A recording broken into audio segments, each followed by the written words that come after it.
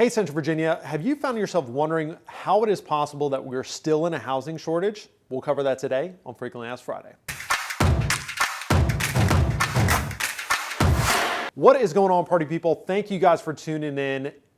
In this video today, we're going to answer the question, how is there possibly still a housing shortage? Why are there no homes on the market? Before we get into that, if you would like, subscribe, hit the bell, hit the thumbs up, give me a heart, give me a like. And if you have any questions, concerns we don't address in this video, go ahead, shoot me a direct message or throw it in the comments.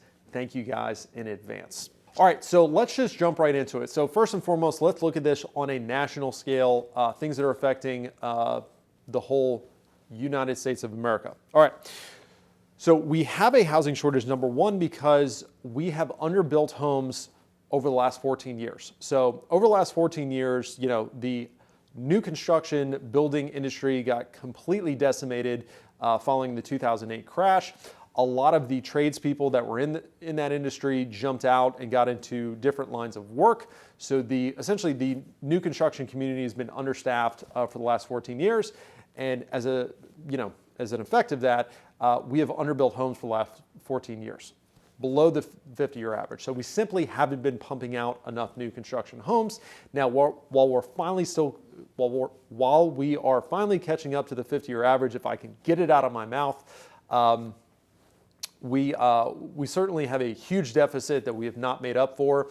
The other factor in there too is we've got a huge chunk of the population, the baby boomers, that now have new housing needs, i.e. a first floor primary bedroom, and we simply don't have enough of those homes on the market for these folks to move into.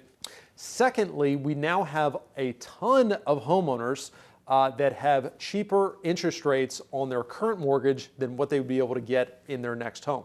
So Business Wire put out an article that basically said 85% of homeowners have a rate cheaper than current mortgage rates, and many of those homeowners are well below a 4% interest rate. They're sitting at about 3% interest rate. So we have all these homeowners that locked in this super cheap money that for them to move away from that super cheap interest rate, they're really going to have to want or need to move to be able to make that move. Thirdly, you've got a lot of these prospective home sellers that need to buy something else. So kind of a self-perpetuating problem. You got a lot of folks that want to move, that want to sell, but there's nothing that they can buy, and therefore they're not going to put their home on the market until they have a strong degree of confidence that they know where they're going to be moving to, or they've already identified the property that they're going to be moving to. And there you have it, guys. That is why we currently still have a housing shortage and probably will for a few years to come.